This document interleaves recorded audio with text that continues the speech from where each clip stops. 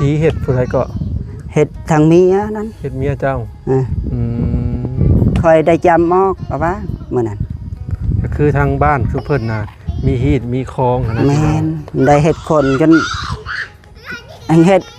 ตายลี่ได้ให้ทับบ่จำบ่อย่างบ่บอกบ่จำบ่ครอบเป็นยังไงเนาะแม่นว่าทั้งพี่เพิ่นถือผีกันเลยพี่น้องเอ้ยแม่นทางเราถึงมันยากถือหีดถือผีเนาะแม่นหีดของเฮาในเหือนแต่ว่าอันศาสนาอื่นที่มานี่ก็เขาก็สิมองว่าโอ้ยบ่แม่นดอกจริงก็ถ้าคนอยู่ในนี่เขาก็จะฮู้ดีเนาะแม่นคือแทบนี่เขตนี่เราถึงเฮาตั้งมีครบทุกเพื่อนนะหีดเนาะแม่นนะมี10เข่านะได้เขาจำมันนะจำผีให้ฮู้แม่นเอาสมมุติว่าผู้ว่าผู้ชาวได้สาไปลมกันนี่ไปนอนอยู่เฮือนผู้ชาวนี่อันนั้นบ่เป็นหยังเฮาบ่ได้แต่งอกแต่งานแม่นบ่แม่นจังซั่นมันบ่ได้เป็นหยังตอนนั้นบ่ได้ผิดอีหยังครับแต่งงานทางแต่งงานคือมาคอยเอากันแล้วนี่ชุดว่าเมียกับไปอยู่เฮือนคอยเนาะน้ำคอยนี่พอคอยก็ถือหีดถือหยังก็คือคอยไปอยู่น้ำเขานั่นแหละเฮาก็ตั้งแจงพอบอกพ่อบ้านว่าคนนั้นนี่ลูกเมียคอยน่ะเอาตะซอกตะแสงเขาก็ตั้งรับรู้คือกันวันนี้ลูกเฮาจะค้นน่ะพอบ้านตั้งจดเขานะน้ำเขาหมดนามสกุลน่ะได้อายุเท่าไรจักปีน่ะมันมีขอบฮีดก็คือกันแมนฮีดก็คือกับกฎหมายครับฮู้แมนฮีดมาคอยแกมันกินซีนหัวมันไม่ใช่กินไก่เอาแล้วคิดนี่ต้องกินซีนงัวแมนต้องเอาซีนงัวไปจำไม่เอาไม่ได้ญาติพี่น้องเฮาได้เลยจ้ะเอาสมมุติว่าซื้อเอาซีนในตลาดได้จ้ะก็ได้คือกันแต่โลหนึ่งเจ้าสิพอกิน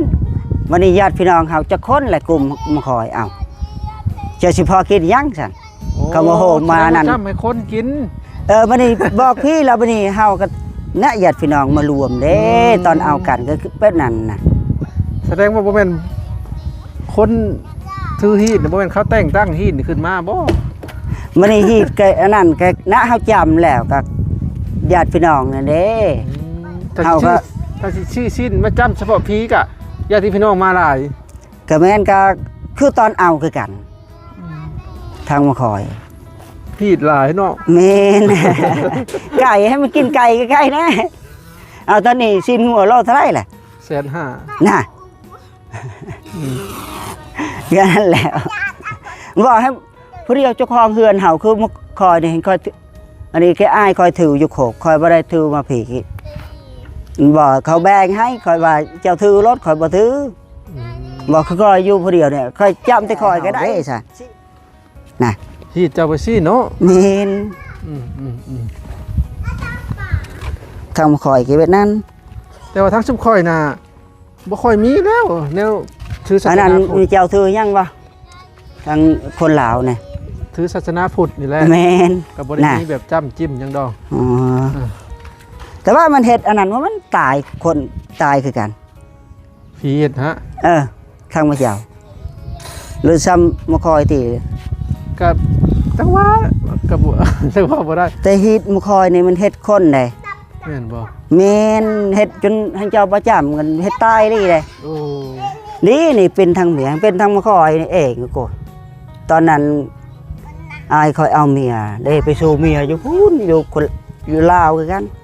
มันนี่ขึ้นนอนดุอยู่พี่กับนอนบ่ได้ก็ให้จำบอกตลอดก็ขอบมันอีกเฮาก็ไผสิดุขอบเนาะเถื่อ2 อาทิตย์หนึ่งเขาก็มาเถื่อนึงเถื่อเดือนหนึ่งเขามาเถื่อนึงสมมติว่ามากันก็ให้บอกอีกเป็นนั่นแต่บริกินแบบซีนงัวยังแค่เอากระสานนั่นนะครับจำบอกแบบได้สับผิดฮีดเจ้านี่แบบได้ผิดหมายถึงว่าแบบว่าคนอื่นมานอนเฮือนนี่ได้บ่ได้แขกคนอื่นมานอนเฮือนนอนจากมือล่ะแล้วแต่นี่เขาเห็นบ้านบางคนเพราะว่านอนลายมือบ่ได้หรือว่าอันผู้ที่ไปได้ผัวและผัวป้าแล้วนอนบ่ได้บ่หรือยังไงไปจักให้วันนั้นทางมาคอยคือมาเจ้านี่อยู่ได้จังซี่น้าคอยก็ขอบบอกเด้คนที่แบบว่าไปได้ผัวทั้งบ้านอื่นและผัวเสียผัวตายแล้วกลับขึ้นมาสิว่าอยู่เฮือนลังบ่ได้ว่าแม่นบ่ แมนก็เขาจำเอาเขาอีกเด้ ต้องจำเขาอีกจะคิวได้ แมนวิไลเซียเนื้องัวคือเก่า อืม มันจะกินไก่แมนอันถ้าเจ้าประจำขึ้นมาก็เจ้าก็อยู่บ่ได้พี่ลูกเองอยู่สุดว่า จูนพี่เห็ดคนในครอบครัว แมน เออ จากไผแล้วมันสิเฮ็ดอะไรเฮ็ดครอบครัวเฮาเองนั่นละเฮ็ดแบบจนตายนะว่าง่ายๆมันเป็นโลดมันคือสิเป็นมื้อนี้เนาะซ้อเสมอจังหน่อยก็ฮู้รถแล้ว อืมแต่ว่าคนที่อยู่ในชุมชนของเพิ่นหรือว่าประเพณีทางบ้านเพิ่นนี่ก็คือเพิ่นจะเชื่อถือกันวัดทุกคน แม่น จากรุ่นสู่รุ่นได้ จากที่ว่าพ่อเคยสอบถามวัยรุ่นเดียวกันเขาก็บอกว่ามันมีอีหลี อ้าว มันผีเห็ดคนอีหลี เฮ็ดนี่เฮ็ดตายอันนี้เฮ็ดแบบมันเจ็บแม่นะ พอไปจำออกยังแล้วก็เศร้าสว่างเลย แม่นเฮาก็ขอบนั่นว่าฮู้ว่าพี่เฮานี่เฮือนเฮ็ดสุดว่าคือเจ้าเนาะให้เจ้าเจ็บเป็นคอยก็ขอบบอกนั่นแล้ว เจ้าก็หาย อื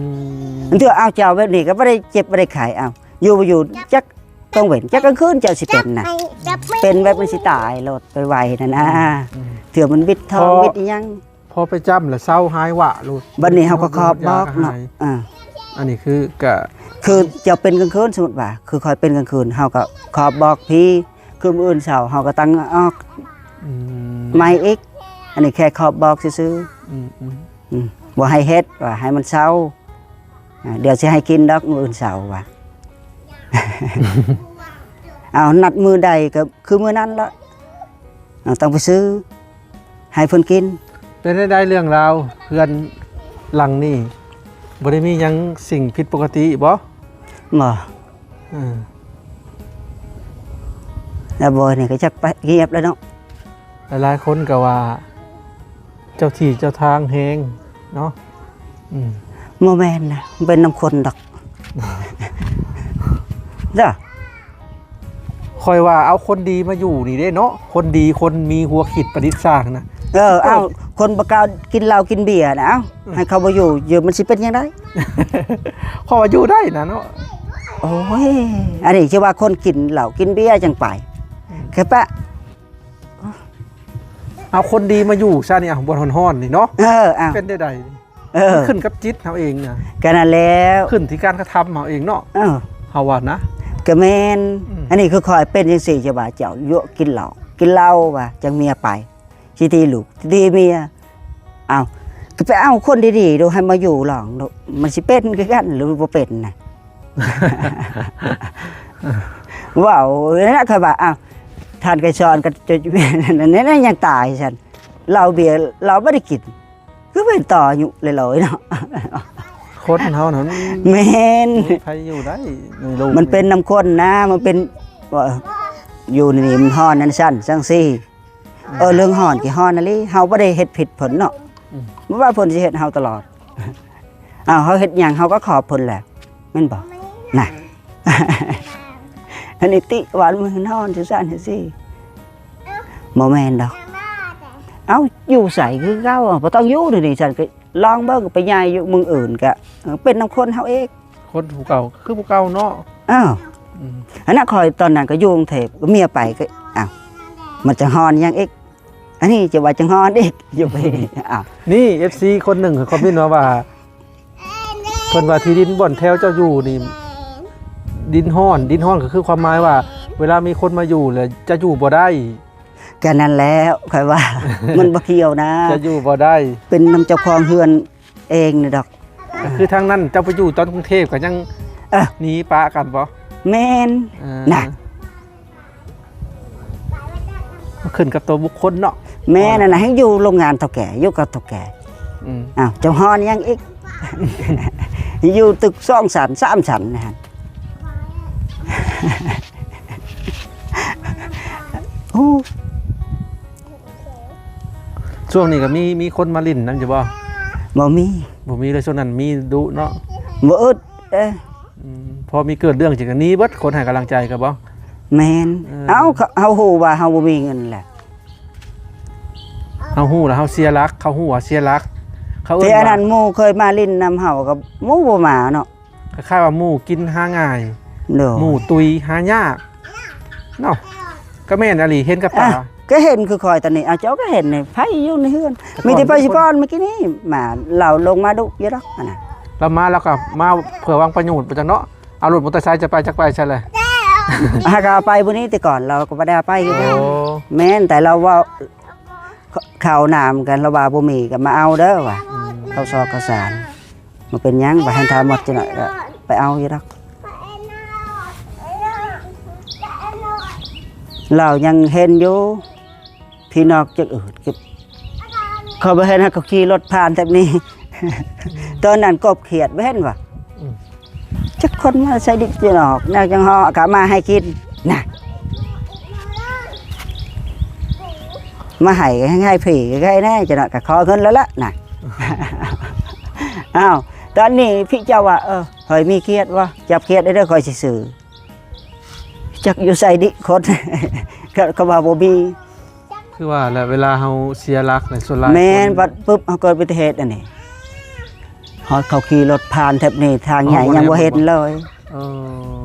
แต่ก่อนเขามักแหว่เนาะ แม่นหมู่มาถามเฮ้ยไปช่วยไปหานั่นหานี่ เดี๋ยวนี้บ่มีเลย โอ้ยบ่เห็นจักคนเลยตอนนี้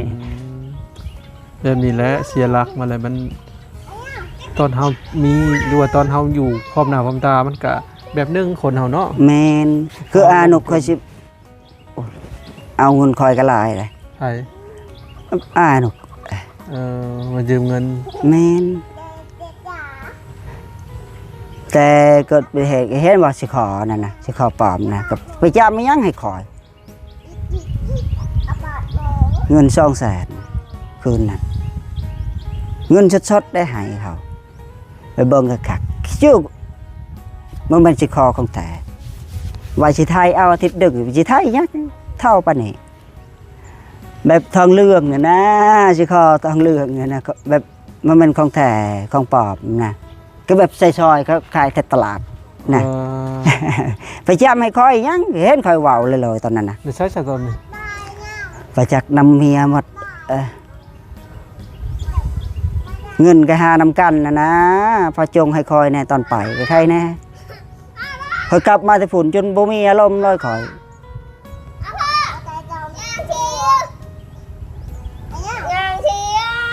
นอนคิดกลางคืนดิคืนนั้นจนอันนั้นเลยคอยคิดฮอตปานนี้เนาะให้เขาทิมให้เงินจาก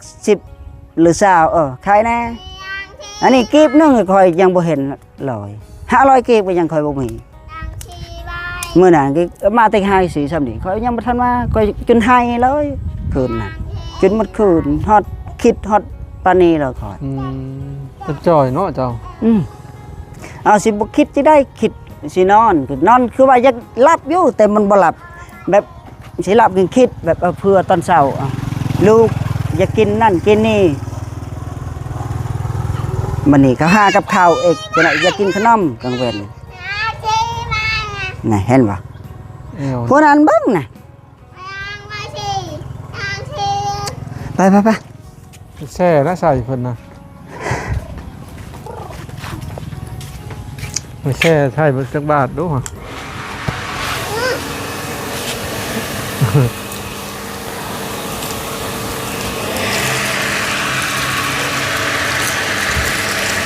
มาเอามึงแอวสั้นๆสิเดียวโอ้